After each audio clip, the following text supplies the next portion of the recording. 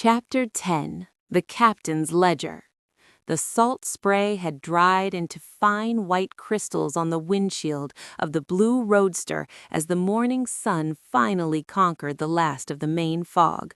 Blackwood Cove was no longer a place of spectral thumps and midnight shadows. It was a hive of official activity. Federal agents in dark suits swarmed the docks, while Coast Guard sailors hauled the heavy lead-lined canisters from the hold of the Lucifer with the surgical precision required for such volatile cargo. Nancy Drew stood on the weathered pier, her coat fluttering in the sharp Atlantic breeze. Beside her, Bess Marvin was wrapped in a thick wool blanket provided by the harbor master, clutching a steaming mug of cocoa. Both girls were exhausted, their faces smudged with soot and salt, but their eyes held the unmistakable spark of a mystery brought to its knees. "I still can't believe it was Clara," Bess said, shaking her head as she watched the disgraced seamstress being led away in handcuffs toward a waiting police sedan. She seemed so domestic, so ordinary.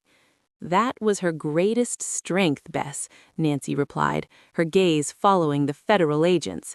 "In a town where everyone knows everyone's business, the person who blends in is the only one who can truly hide. She used her sewing shop as a front for the radio and the lavender as a mask for the chemicals. It was a perfect stitch until she tried to pull the wool over our eyes at Whaler's Watch." The sound of heavy boots on the wooden planks drew their attention.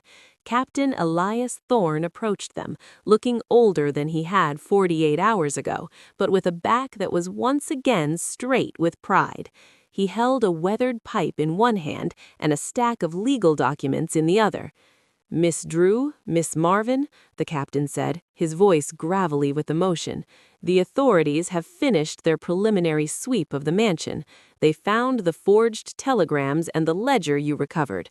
The lead investigator told me that without that book, they might never have been able to link the Boston thefts to the Lucifer."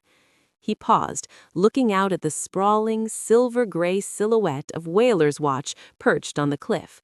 "To think my family home was being used for such treachery. I feel I owe you an apology for the danger I put you in."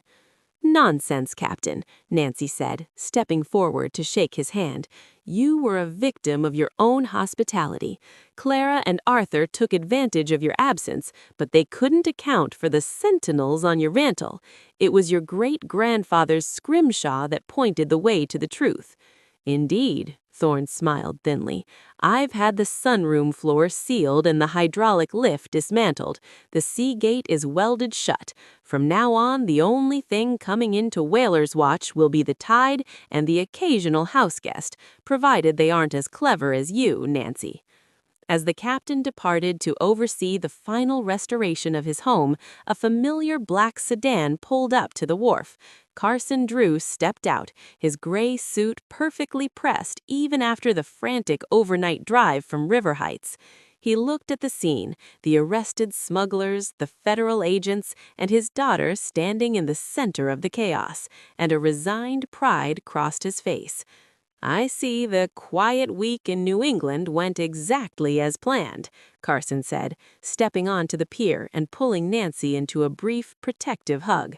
"Oh, it was very quiet, Dad," Nancy teased, her blue eyes dancing, except for the midnight boat chases, the hydraulic elevators, and the radioactive isotopes. "I should have known," Carson laughed, turning to greet a very relieved Bess. "The Bureau contacted me at 3 in the morning. They were quite impressed with a certain anonymous tip regarding a tugboat named Lucifer. I told them they shouldn't be surprised. The Drew family has a way of finding trouble even when we're on vacation." By noon, the roadster was packed. The leather logbook and the forged telegrams were in the hands of the government, and the secret of the Saltbox Sunroom was destined to become a front-page headline in the River Heights Gazette. Nancy took one last look at the rugged Maine coastline as she climbed into the driver's seat.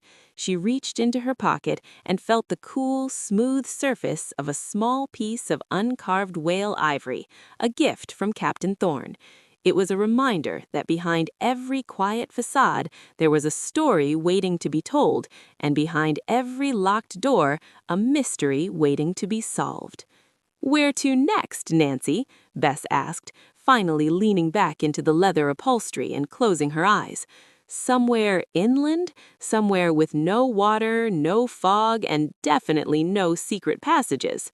Nancy shifted the car into gear, the engine humming a confident tune as they turned away from the sea, heading toward the next adventure that awaited the girl detective from River Heights.